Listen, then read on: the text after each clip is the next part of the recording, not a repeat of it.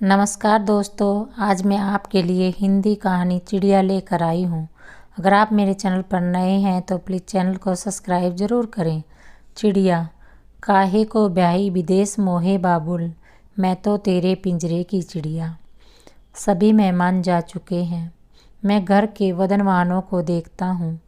वो भी शायद मेहमानों की चिल्लापों उद्यमों से राहत पाकर खामोशी से आराम फरमा रहे हैं।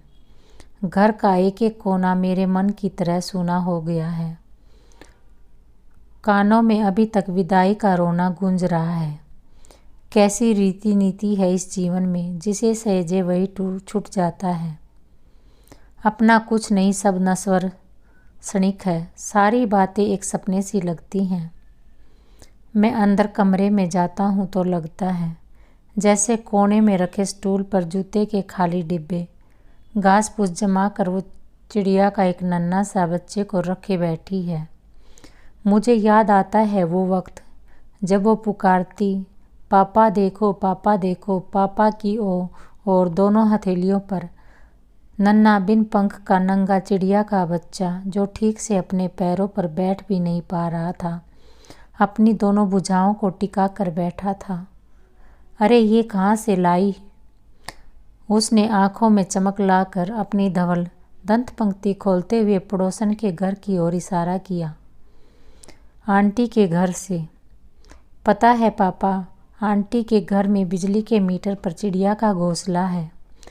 उसमें 3-4 बच्चे हैं। वहीं से गिर गया था। चल वापस रख दे, नहीं तो मर जाएगा बेचारा, मैंने थोड़ा सा डांटते हुए कहा।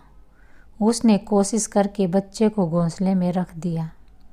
शाम को ऑफिस से लौटा तो कमरे के कोने में स्टूल पर डिब्बे में घास फूस रखे उसी बच्चे को लिए चिमटी से चावल का दाना फंसाकर चुगा रही थी।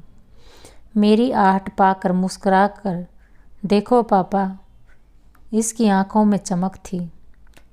वो ज्यों ही बच्चे को थोड़ा सा हिलाती तो वो चींची करके मुंह फाड़ देता। वो झट से चिमटी से उसके हलक में डाल देती थी। पगली उसके गले में लग जाएगी। नहीं, मैं इसे सुबह से खिला रही हूँ। मैं इसकी युक्ति को और चिड़िया के बच्चे के प्रति इस मोह को देखकर मुस्कुरा उठा। अनायास ही न जाने कैसा भाव उभर आया था। अब देखो कितनी जल्दी बड़ी होती हैं लड़कियाँ। देखना एक दिन ये भी फुर से उड़ जाएगी। तब अनायास ही उसके आंसू भर आए। उसने चिड़िया के बच्चे को छोड़ मेरे सीने पर होले से गुस्से मार दिए। पापा, अब की बार ऐसे बोले तो न मुझसे बुरा कोई नहीं होगा। मैं कहीं नहीं जा रही आप लोगों को छोड़कर। फिर किचन में जाकर सुबक सुबक कर रोने लगी। अपनी माँ से लिपट कर मैं भी उसे चुप कराने किचन में चला गया। चिड़िया के बच्चे को बड़ा होते देखते हुए उसे भी बड़ा होता देख रहा था। समय पर खाना पानी का ध्यान रख रही थी। संपूर्ण नारी के गुण दिख रहे थे। मैं मन में ईश्वर की अनूप लीला को देखकर भाव भी और हो उठा। ईश्वर भी कैसा कलाकार है, स्वयं ही सबको अपनी जिम्मेदारियां निभाना सिखा देता है। उसका गोल मटोल सलोना सा चेहरा, बड़ी बड़ी चमकदार आंखें और तीर कमान जैसी भौं। वो कई बार कहती भौं को छूकर, पापा देखो मैं आप पर गई हूँ।